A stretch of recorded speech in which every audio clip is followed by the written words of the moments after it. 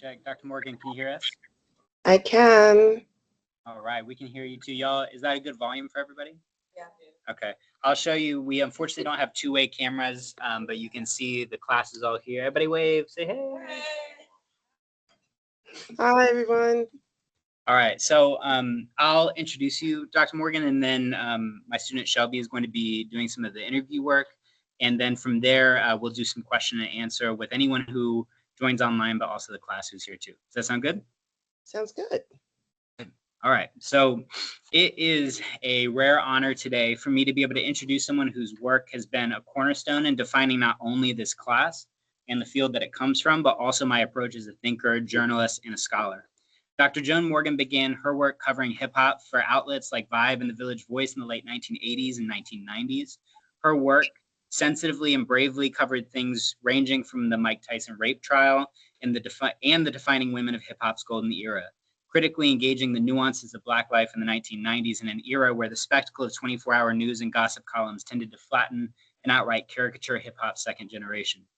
Morgan coined the term hip-hop feminism in 1999 when she published the groundbreaking book, When Chickenheads Come Home to Roost, a hip-hop feminist breaks it down, which is taught at universities globally, like in this class, which is what you read before you came in today. Since then, regarded internationally as an expert on the topics of hip hop, race, and gender, Morgan has made numerous television, radio, and film appearances. Among them on HBO Max, Netflix, Lifetime, MTV, BET, VH1, CNN, and MSNBC. She's also written for numerous publications, including Vibe, Essence, Mrs. Magazine, and the British Vogue. Now, Dr. Morgan is the director of the Center for Black Visual Culture at New York University. She is an award-winning cultural critic, a feminist author, a Grammy-nominated songwriter, and a pioneering hip-hop journalist. So please join me in welcoming a generational scholar, Joan Morgan. Thank you. Come on in, Shelby.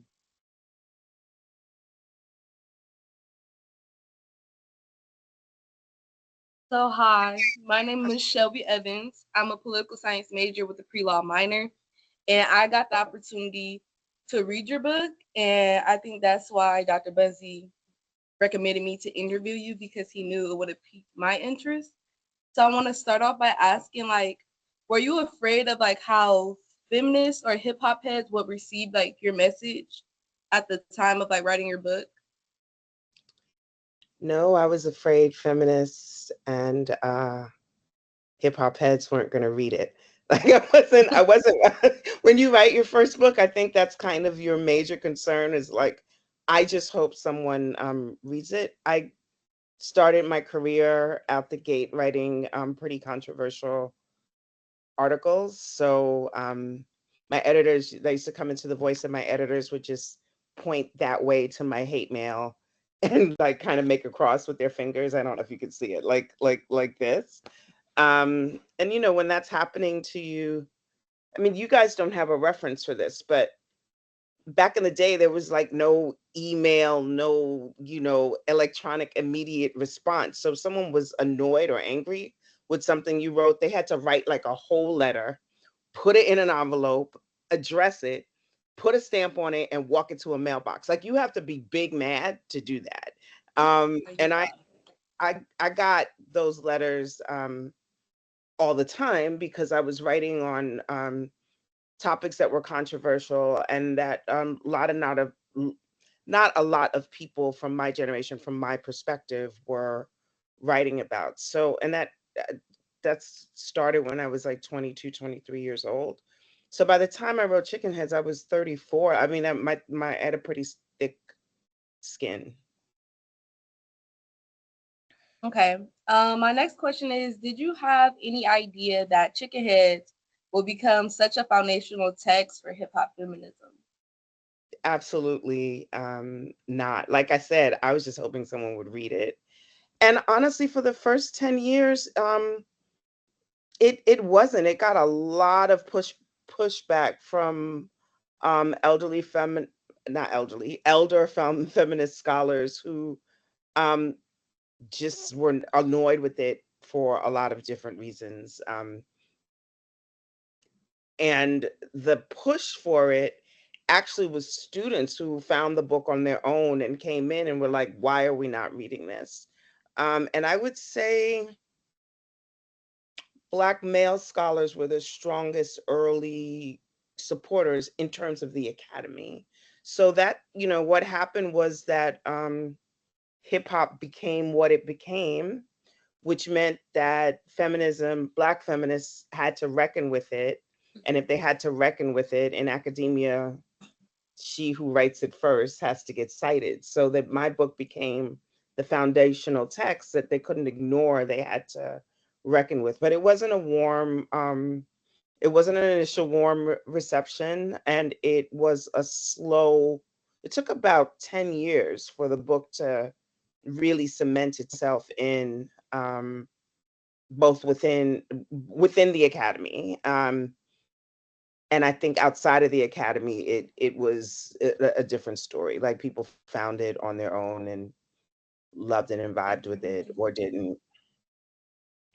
So, Dr. Morgan, along those lines, we've studied a little bit about the kind of different generations of feminism, including like kind of mainstream feminism in the waves, but also womanism and, think about kind of Alice Walker's brand and Bell Hook's brand and some of those things before we've gotten up until this point. So when you say that there was a little bit of conflict there, would you mind talking a little bit about like what that conflict was?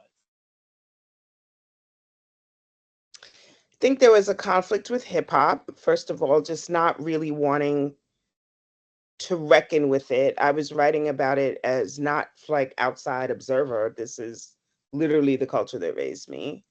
Um, so there was that. I think there was a bit of not taking hip hop seriously enough.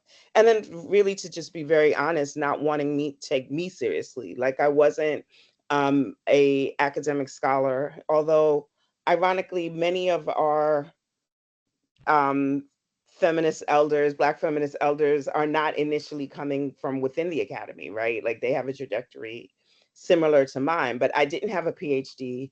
I didn't write it for the academy. I never really cared if the academy reckoned with this book or not. Like, it's literally not written for people in the academy. It's written because of the academies, as a response to the academies of feminism that I didn't disagree with, but I felt was like left a lot of people out. It's written for the community of people that I came up with in hip hop, who love the music and who love the culture. And so, there's a whole process in academia about what should happen before you should write your first book, right? Like, there's a whole different, I was on a trade press, which is like the books that you guys read outside of the academy, like everyone's. I was on Simon and Schuster, and not an academic press. It wasn't peer reviewed. It wasn't. So there was a lot of feeling like I had cut steps in some ways and shouldn't be in the academy. And also, I was like young and cute, and my face was on the cover of my book, and that was like really irritating to a lot of people. So with that being said, what are the key challenges Black women still face when trying to reconcile feminism with the love of the hip hop culture? I think it's really different now than when I wrote the book. Like, I'm so heartened by the fact that so many young women embrace the term feminism so easily. I think that that is probably one of the greatest accomplishments of my generation of writers who embraced feminism.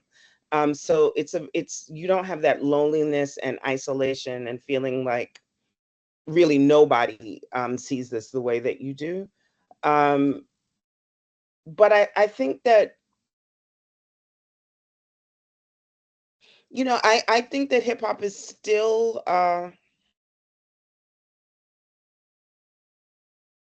I think that it's really sort of failed its feminist promise, its potential for real change. I will be very honest with you. One of the last classes I ever taught was a hip hop feminism class, and I swore I would never teach another hip hop feminism class again.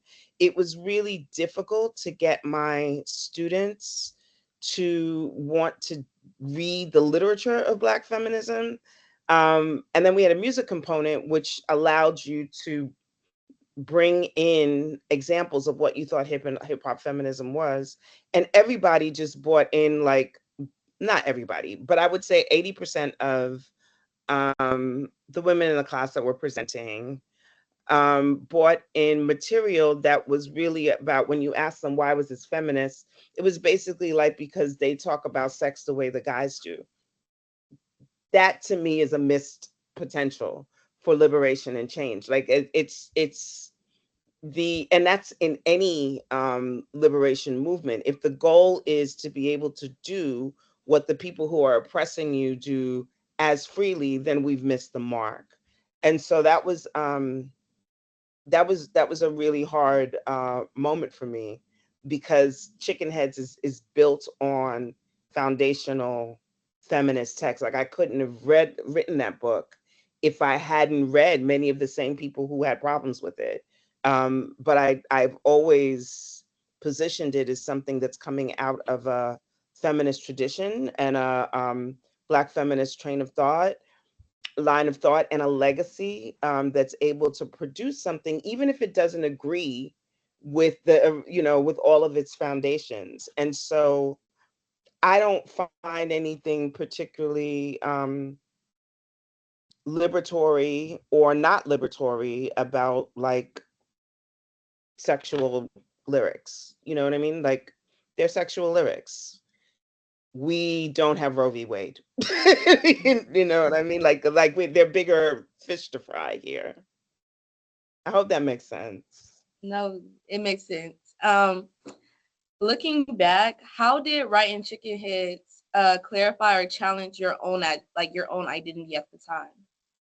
Oh, all the time. I mean, I think that particularly, I really struggled with calling myself a feminist for a long time. And I never really did it. Like the world did it for me long before Chickenheads. I wrote my first article for the Village Voice, and it was my first article. So I was just glad I was getting published. I didn't expect to take the front page, and I certainly didn't expect to take the front page with Joan Morgan, Black feminist writer. I was like, I don't even know.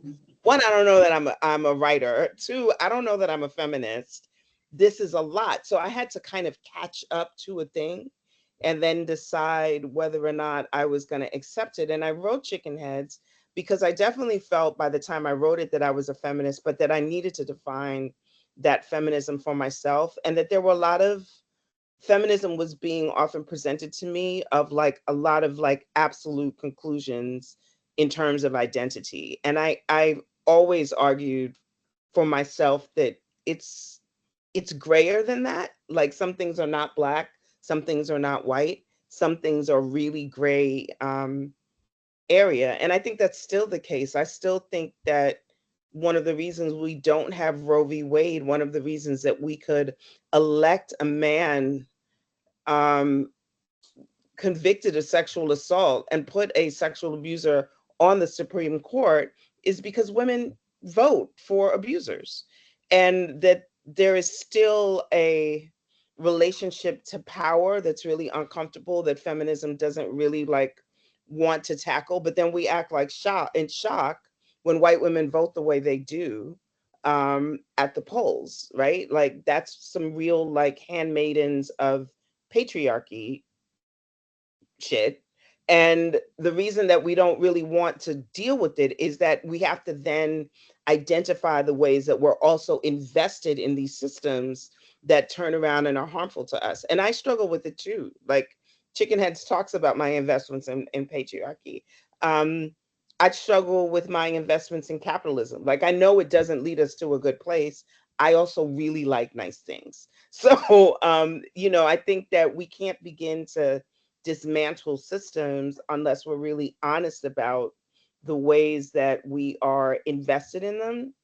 And because that's the only way that we're going to be able to honestly build alternatives. That kind of brought me into my next question. What advice would you give to young Black women navigating feminism, culture, and identity in 2025?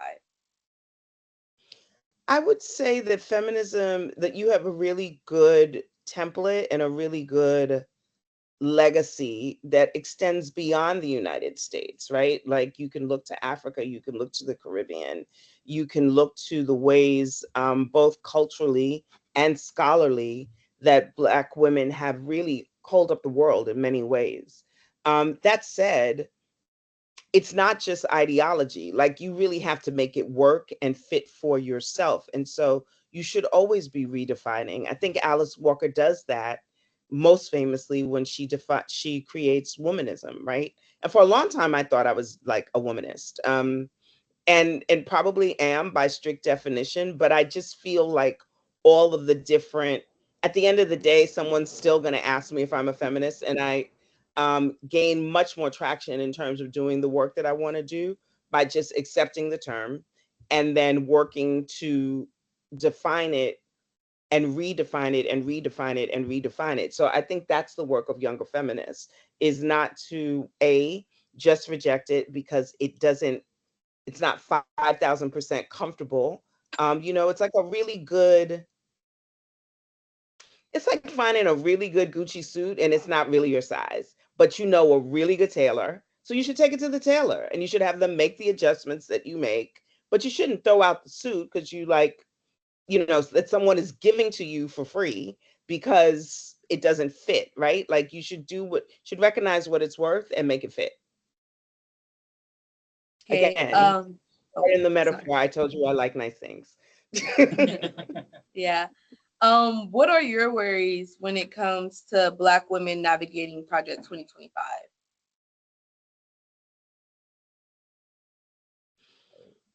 I am worried about the world right now. And so they're not specific to Black women in that way. I am obviously Black. I identify as a woman. I am a Caribbean immigrant. I was born in Jamaica. Pretty much everyone in my family, immediate family, except my son and my younger brother, was born in Jamaica. I am really worried about.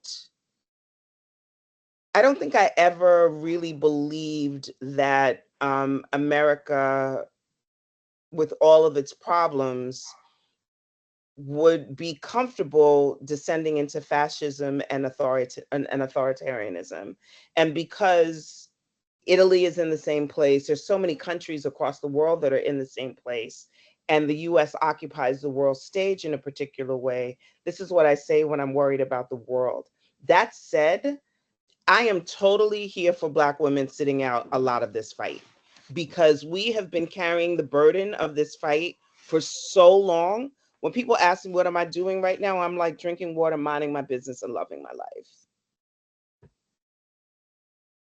My last question is, if you could add one more chapter to your book, what would the title of the chapter be, and what else would it add to the book? It's so funny because there was another chapter to that book. And this is how I learned the hard lesson of like not listening to editors, like listening to editors instead of listening to my gut. There was supposed to be a chapter in there about the complicated relationship that feminism has to also reckon with the fact that women have complicated relationships with each other, and they include jealousy and they include competition, and they include this idea of like battling for like limited resources. And I wanted to write about it through the lens of Bill Clinton's mistress, Monica Lewinsky, and Linda Tripp, who like pretended to be her friend and then tore her like life apart. And my editor said to me, I quote, "Don't put that in there. It's going to be dated. And by the time the book comes out, and he'll never, this impeachment thing is not going to go anywhere." How historically she was really wrong. And I'm still dealing with that theme over and over again, in part because it's not in Chickenheads. And so this time when I was doing the, I think on its 18th anniversary, we did an update to it that has like 2 interviews in it. And then my agent read it and she was like, ugh, don't put the election results in. It's gonna like fix it, because I wrote about the fact that really white women wore their pantsuits and their Hillary buttons into the voting booth and then voted for Trump. Um, and that we have to really reckon with that. She was like, by the time this comes out, that's gonna feel dated. I was like, oh no, no, no, no. Fool me once, right? But not fool me twice. And it's something that people bring up all the time, and I'm really glad that it's in the second version of the book. So I think that um, when it comes to Black people and Black women, and I feel like this way, particularly as like an immigrant, I know what it means to live in this country and eat tin sardines and like canned beans and buckle my belt, and like we've been here. Like we haven't been here with this president, but we have been in some really similar places in terms of like disenfranchisement. I was never a big fan of DEI, and the reason I wasn't a big fan is that I was like, we're putting so much attention on something that's basically being motivated by white guilt of these corporations. They will get unguilty and they will figure out how to take it away, while we're not fighting for affirmative action, which has been under attack for like decades. So we took our eye off affirmative action, lost affirmative action, went to this hot new thing, DEI, and this is where we are now. I personally don't really love, like, there have been many incidents throughout the history of this country where the US government has not given financial funding to causes that are Black, minoritarian, um, LGBTQIA, like, and you know what? Let them keep their fucking money. Like, let them keep their money, fund ourselves another way so we never have to be here again. So while my heart breaks with these attacks, I'm like, Colombia, you can afford the $400 million. You really can. They're like land barons of like New York.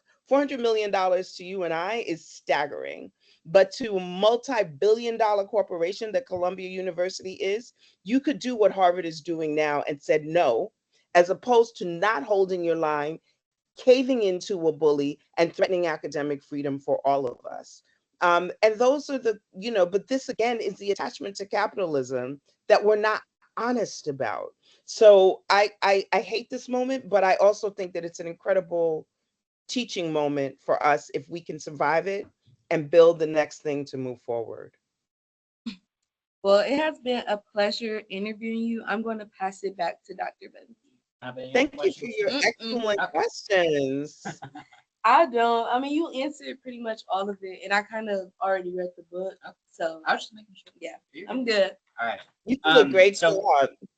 So folks, if anybody in here has questions, and for those of us who are joining us via Teams, we're happy to field questions, but since this is a class, we just want to privilege student questions first. So if you have a question, feel free to type it up in the chat, and once we get a few student questions in, I'll bounce it to the people online. But for my folks in the room, who wants to, let me go ahead and get my other mic live, but who, and Shelby, would you mind helping me pass this around? Who wants to ask our first question? Naze, I saw that hand pop up right away. There, and I'll turn it so that Dr. Morgan can continue. Hello, my name is Naze Price. I'm a sophomore criminology major, and my question is, how has your love for hip hop influenced how you talk about its problems, and how does your own life help shape what hip hop feminism means to you? That's a great question. So particularly at the time that I wrote the book, I really loved hip hop and I love the culture. I'm not anywhere near as immersed in it now. So there's certain artists I love. I feel removed in some ways from contemporary hip hop culture. At the same time, like I could play Doechii all day. Like that does happen like in my house frequently. But I think that the thing, because I was writing it as a Black feminist, there's a real tenet of Black feminist thought is that you don't leave anyone behind. And I think that's really different than how white women do feminism, right? So I really wanted a book, the tone of the book does not let Black men off the hook, but it doesn't beat them up either in a way where I know they're going to stop reading because they feel attacked. I wrote the book in terms of tone to welcome, to state my piece and state where I think we are, but also welcome the kind of work that comes through conversation. And that definitely happened. Like I would do a lot of radio when the book first dropped, and all of the callers in were men. Like I would have shows where I was like, are there any women listening? Because all of the conversation I'm having right now is with men, which wasn't really a bad thing. I think I live my life like that in practice as a feminist and a person, is that I just think that if Black women get free, we all get free. And I'm not willing to practice a feminism that says Black women get free, but gender nonconforming gay and trans people don't get free too.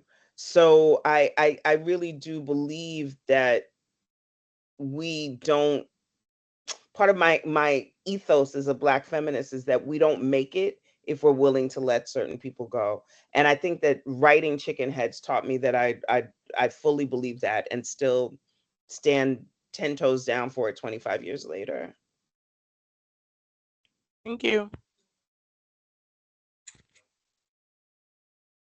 Hi, my name is Jamelin, and my question is, what's a moment in hip hop that made you feel like this is exactly why I do this work? My well, a couple of recent ones. There've been many, but I would say recent ones are Meg being able to confidently say that she's a feminist, and stand behind it and not give conflicted, like, I'm a feminist, but sort of like explanation. It was like, I'm a feminist, period. Um, to know that there was a whole cadre of Black feminists who stood behind her when she was shot and extended themselves and made her know through the interviews that they did, the television interviews, the radio interviews, the article that they wrote, that she didn't have to feel alone. I mean, hip hop feminism is born kind of out of a similar moment when Dee Barnes is beaten brutally by Dr. Dre in a club. And there literally was Beth Ann Hardison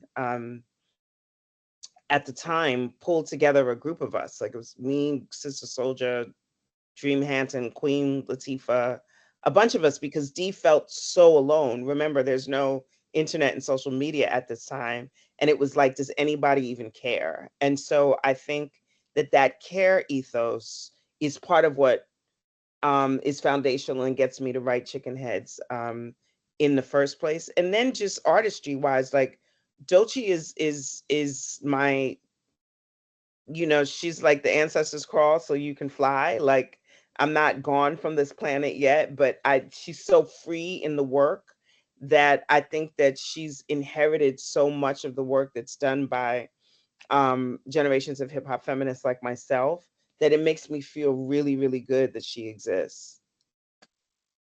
Thank you. I get back to Jay. Oh, and Rapsody. Like, Rapsody is like, if I had to write a book, if I had to not write a book and Chickenheads had to be music, like, Rapsody would be the text. So the work is really hard, and sometimes you feel like, is anybody listening to me, and am I just saying the same things like over and over again? But then you find like who your compatriots are, I think, through the artistry and the work that lets you go, okay, I'm not the only one, and this is why I keep going. Hi, my name is Jada Massenberg. My question is, what role do you think hip hop can play in advancing conversations around Black womanhood, sexuality, and empowerment? Um, I think that you get a bunch of folk, you read Chickenheads, and you let it roar. Like, I think that that's why I wrote the book, is that it's to spark those kinds of conversations. I think that we have to be willing to have those kinds of conversations, but the conversations can't stop with Chickenheads. So what do I mean by that? Like, I'm still wondering, where is the feminist work on, like, these male incels, these podcast bros? Like, podcast bros to me are like the problematic, like, area of inquiry that hip hop was, and they're a lot less fun and a lot less inviting to women. So I think that it's about using something like Chickenheads, but it's also seeing what's similar in 2025 to what hip hop was, in terms of like cultural movements in in 1999 when the book was dropped. So I think that the conversations and the work have to be still really vigilant about it. And while podcast bros are not um, hip hop, misogyny is still misogyny, and um, there's still areas of misogyny that take real highlights in popular culture. Thank you. You want to ask anybody else who hasn't asked a question yet? Want to ask questions before Naz? All right, Naz, I hold us down. Don't make me call on anybody. Okay. You talk about fucking with the grays and accepting that things aren't always black and white. What made you start thinking that way, and why do you think it's important when talking about hip hop and feminism? It was just really it was really great for me. Like I think why okay. I approach everything I don't fit easily into many categories, right? Like if I'm talking to you now, you might very well assume that I'm African American. I'm not. I wasn't born in this country. I grew up in a household that had a really different culture than African American culture. At the same time, outside of my house, culturally, what I really spent a lot of time with outside of Caribbean culture was African American culture. So just that duality meant that I never sat, like sometimes I'm not Jamaican enough for Jamaicans.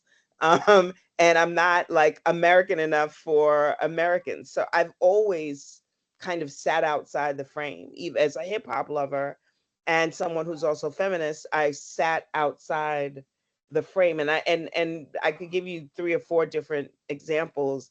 I never fit comfortably inside a frame. My very being, like I'm a black woman. People would ask me sometimes, do you consider yourself more of a woman or more of a feminist? And I'm like, where's that dividing line in my body where this part of me is like a black woman and this part of me is a feminist? There's no dividing line. So I am often sitting trying to bring things together that seem conflicting, that don't make sense to other people, but I know that they make sense because I exist and I have to theorize from the place that I exist in. So I think that I was primed to do this kind of work as a cultural critic because I tend to look for answers in the uneasy spaces, which is, fucking with the grays. And then what was the second part of your question? What made you start thinking that way, and why do you think it's important when talking about hip hop and feminism? I think it's important. I think it's important in life, to be really honest with you. I think part of why we are where we are politically is that we don't, the political condition of the country is that people become really invested in sides and they don't necessarily make any attempt on either a side to see the logic or how the other side got to that sort of logic so there can be honest conversation. Um, People are really invested right now in the black and white of things, and it's gotten us to here. So I think that sometimes you have to be willing to put yourself in gray area to say, okay, I don't agree with that, but as a human being, I understand how you got there. And I understand now the strategy that I probably have to employ so that we can get to a place where we may not agree, but we can work on this external thing out here um, together. Because I'm still struggling with the fact that, do people really want fascism? Do people really want to live in an authoritarian nation where the government, where the president, where checks and balances are gone, where the president doesn't have to listen to the Supreme Court, where police can grab your phone at the border, anyone's phone at the border, and check your social media and deny you re-entry? Is this really where people want to live because they thought this man was going to make their eggs less expensive? Like I'm struggling with that. Or do we live in a country where people actually really want a king as opposed to a democratic nation? And do people in this country even know what this is? Because we don't, we're not used to living in an authoritarian regime. and we don't travel to authoritarian regimes, and we don't listen to the stories of people who have come to America to escape authoritarian regimes. So I think that the gray is probably more important to me now than ever. Anybody else in the class have a question? Thinking, I'm gonna go to the chat while you guys are thinking, and then I will call on somebody again. Don't be shy. Tinkering, I see that you have a question. Would you like to unmute and ask your question?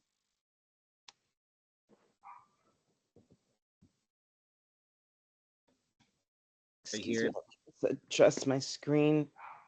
Oh, I think I just saw Pinky Ring leave the call. All right. Well, we'll go back to folks in the classroom. So who else has a question? Good. All right. Oh, I see a question. Oh, is that what you were talking about? That's what I was. Yeah, if you'd like to answer it while. What do I see as the future of hip hop in academia? What's missing, and what does the next generation of hip hop academics need to do? So I will answer that by saying that I don't know, because I don't do hip hop studies and I'm not a hip hop academic. I am a scholar, but that's a common misconception that I went to go get a PhD in hip hop studies. Why did I not do that? It would be ridiculous. Hip hop studies is founded on the foundational work that me and other journalists did. Like, why would we go get a degree to say you are now conferred and honored in the house that we built? So I look at hip hop studies.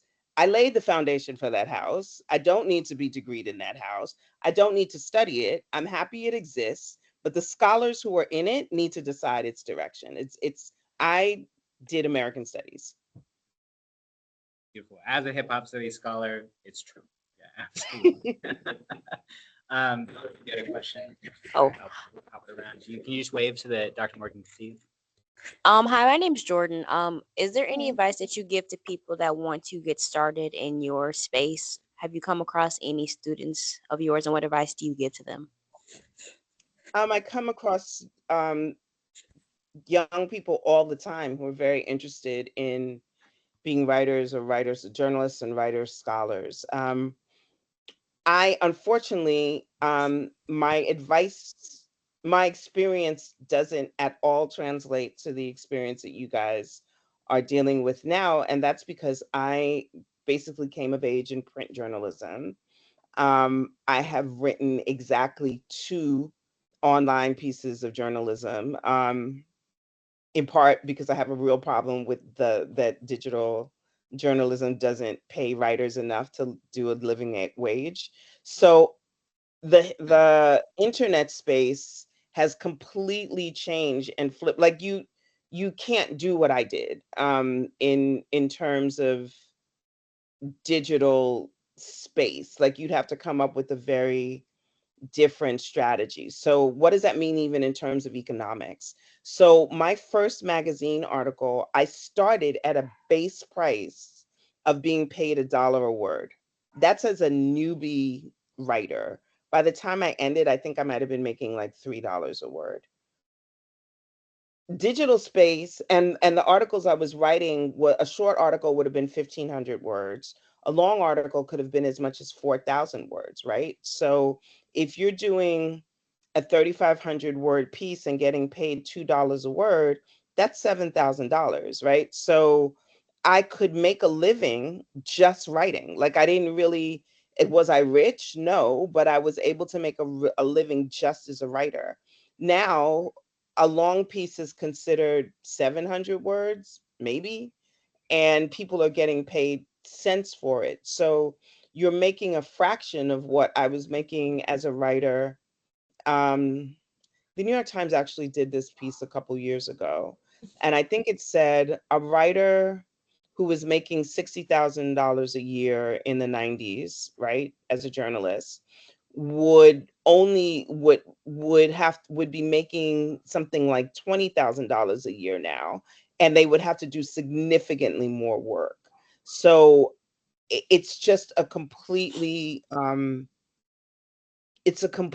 different field for journalism, because I think journalism is in the biggest crisis that it's ever been in. I think they thought in 2008 that that was like the biggest crisis because all of these print magazines were folding and newspapers were dying. But you have someone like Jeff Bezos buying the Washington Post and basically telling them that they can't endorse a presidential candidate, right? So the news, our sort of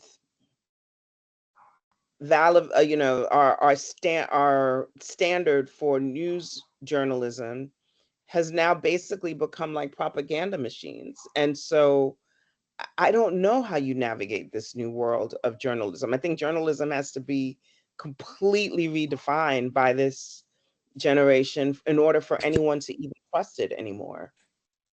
Um, where do you think journalism will be? Yeah, I was waiting for you to say something next. I know she can't see me. Where do you think journalism will be within the next 4 years of this presidency? Because I know you mentioned some concerns of what you said just now in terms of censorship or maybe just being able to actually voice your opinions as a writer. I think people are going to be very afraid to do that. Um, I think that I think I think that journalism needs a lot more cultural criticism. Um, I I don't think that people trust journalists, and I think that there's good reason for that. I'll give you an example that's like really recent. Why are people reporting things like uh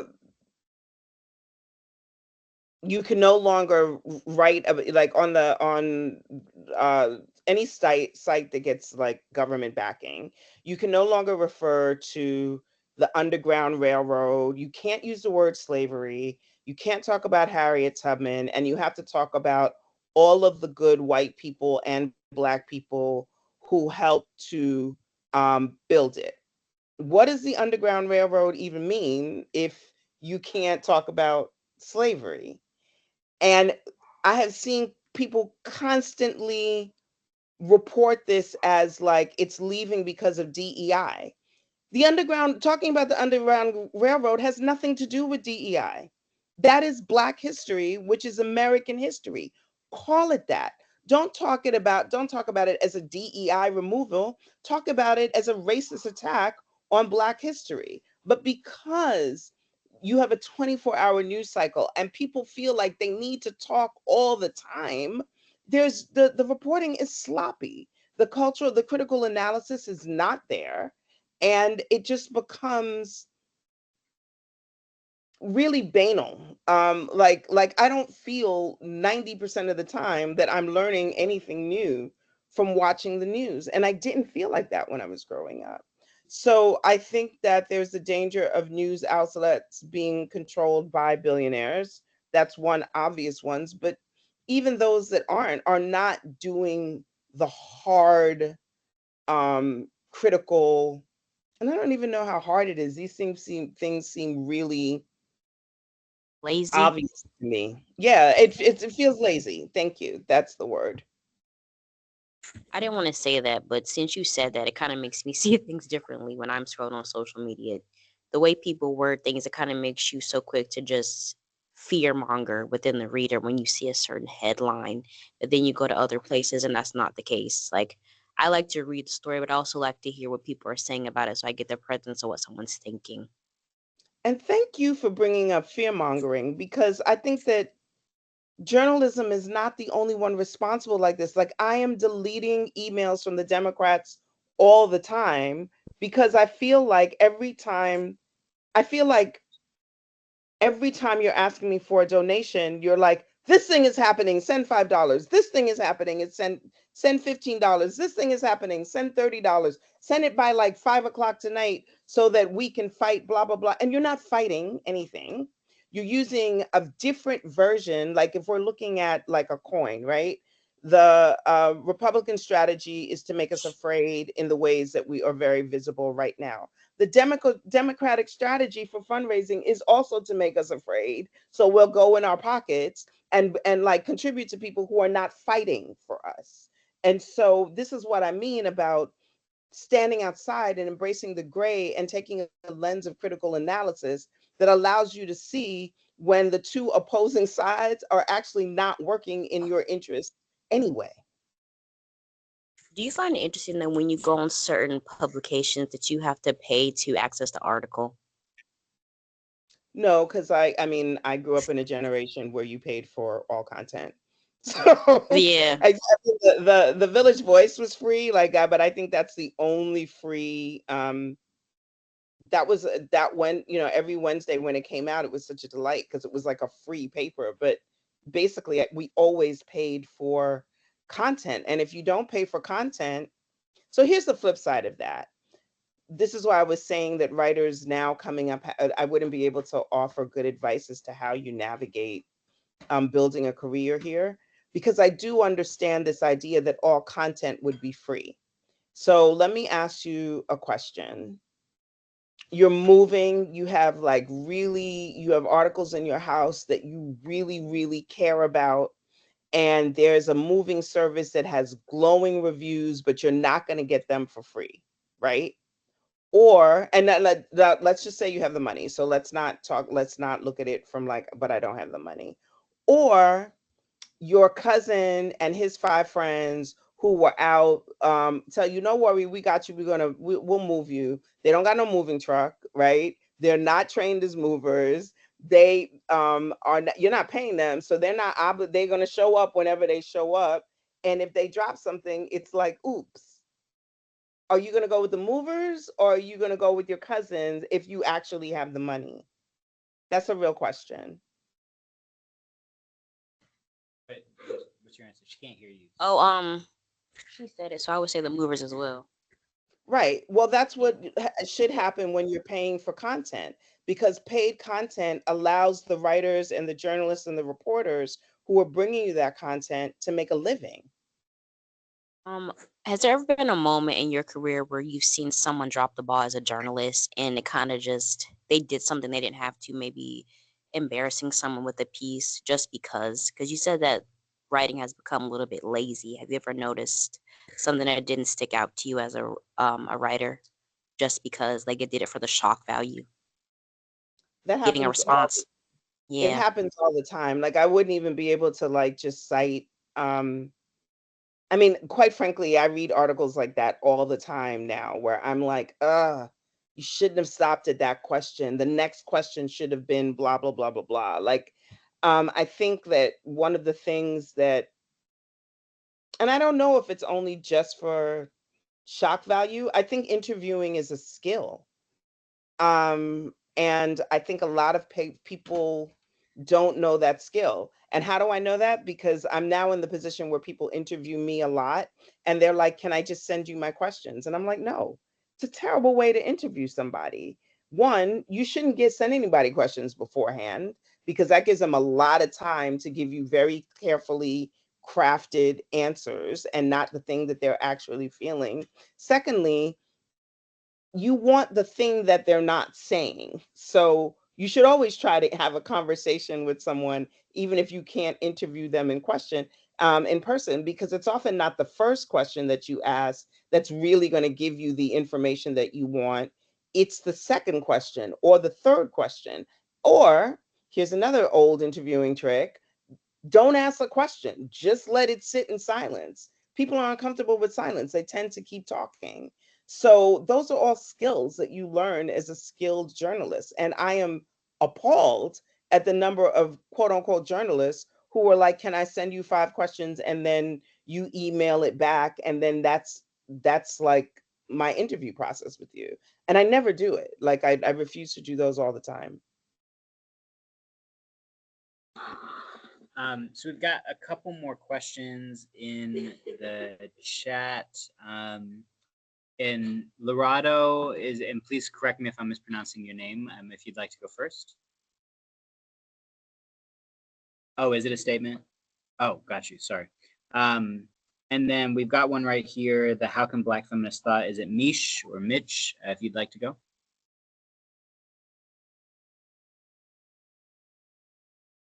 Do you hear Mitch?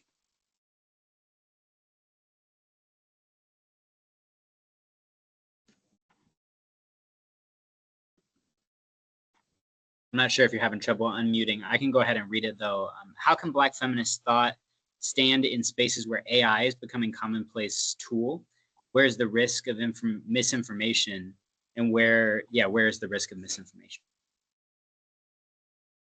I'm not threatened by AI, like, because Black feminist thought should not be work that you just do on the internet. And so it's not at any more risk for misinformation for anything else than anything else. Black feminists were, so I'll give you an example. Treva Lindsay, Professor Treva Lindsay, who's at The Ohio State, during COVID started Black Feminist Night School. So she wanted people who, and it met at like 8, 9 o'clock. So people who had children or people whose whole day was like occupied doing other kind of work. And it was absolutely free. She was teaching basically Black Feminist Text 101 to anybody who wanted it. Like, I think that we mistake real movement work for what happens on like the internet. Quite frankly, I don't even understand why, if you're doing movement work, that it's on the internet. Real bad girls move in silence. Part of the problem with the reason that we're here is that Twitter used to be, always had its problems, but was really a generator of like political thought and connecting people in spaces who wouldn't normally know what they were doing, and making each other was doing, and making real connections around different kind of movements globally. What did the right do? They studied it, they bought it, they owned it, and now we no longer have this work. Learn from that mistake and do the work not in these spaces that are under like the heaviest kind of surveillance. So I don't worry about AI because I'm not doing my work on the internet. Like I jumped off, I deleted Facebook after like how many years? I think I had like 3 accounts on there. That's gone. I jumped as soon as Elon bought Twitter, that was done.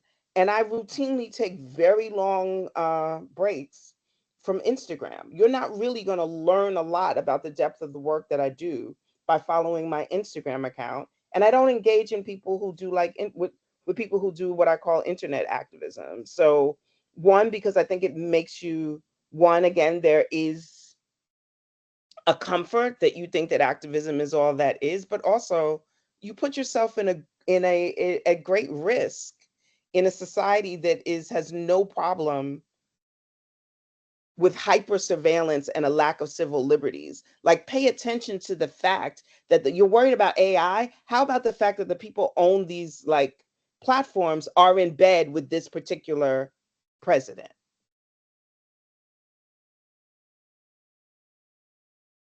Students, any other questions that you have for Dr. Morgan? I got one question for you, Dr. Morgan, before we sign off. You know, one thing I think as an educator that I have been struggling with. Wait, yeah, I'm sorry. I'm sorry. Hold on a second. Oh, Lorado? no, I think Mish just said something about educational tools. Mine was just a statement that about how we can advance hip hop. So I was just saying that in schools, we just need to change the curriculum of poetry to be hip hop based, and also publishing articles and changing the curriculum from high school to be hip hop based. That's how we can advance hip hop studies. But there's a lot of resistance in South Africa because of colonization and apartheid and stuff like that.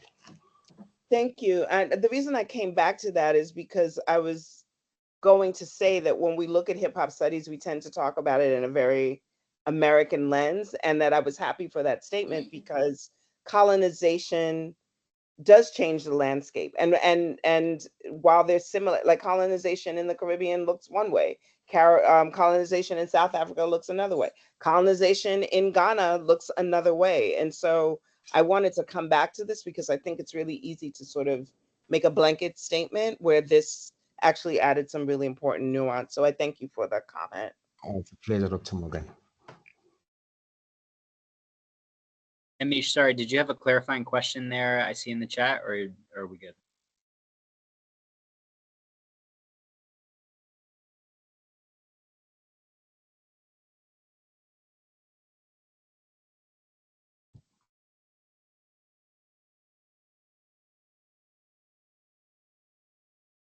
see the typing. I'll go ahead and Misha, if we have to circle back, we can absolutely do so, but just for the sake of time.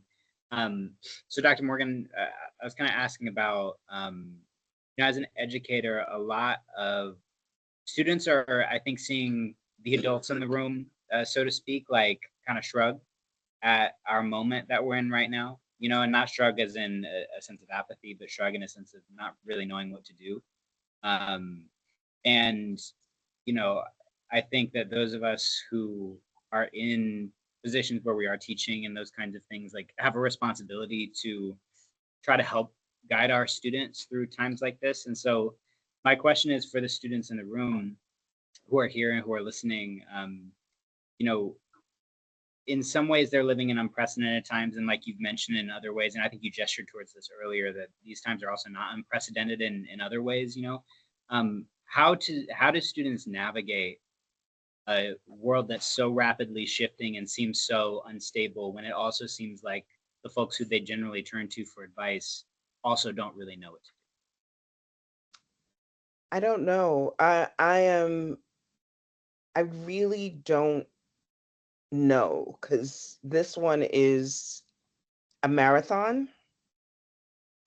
So I think that you have to really, really, really be aware of risk in a way that you didn't have to be aware of risk and calculate risk like 3 years ago.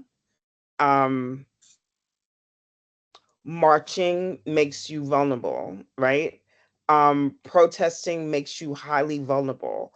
Op-eds make you highly vulnerable. And so I think that everyone has to pause so that we actually understand. We're actually starting, we're just beginning to understand the layout of the war that we're going to have to fight. So if you send soldiers out into the battlefield right now, you don't know the strategy of how to fight, right? It's just all you have is that I want to fight. You really have to. I was just reading like a really. I want to read this quote to you because I just was reading. I'm reading a lot of fantasy right now, and it feels like great because um, black, black fantasy builds these worlds where like black people like actually can win and fight these wars. And so I'm really definitely in a space where I'm like getting a lot of hope and inspiration from that, because those writers are world building, right? Like they're not just like escaping, they're definitely world building. So this quote was really beautiful. And of course, I can't find it because I'm on my computer and not my phone, but I'll paraphrase it. And basically, what it says is that when the king is dishonorable and when a king is ruthless, what you have to do is to learn how to fight a different kind of war. You can't fight that war with the strategies that you've been using all along, because the king has studied those strategies and is poised to destroy you. And so you have to pause in this horrible moment where we all feel like we want to do something. Sometimes the strongest action is doing nothing, observing, and let your enemy play their hand, so you can actually know what your new strategy is supposed to be. Wow, that's beautiful advice. Thank you so much. And can we give Dr. Morgan a round of applause for her time today? You guys were great. Really great questions. Thank you. And again, thank you so much for your time. And we're very appreciative of Shelby as well, who spent a lot of time sitting. I sent her the audiobook version, and so she sat listened to it. But yeah, we're really grateful for your time, and thank you so much. I'll send you an email later about payment and everything. Thank you, But Tim. yeah, absolutely. Again, we're really, really grateful for you. Okay, have a good day. Bye.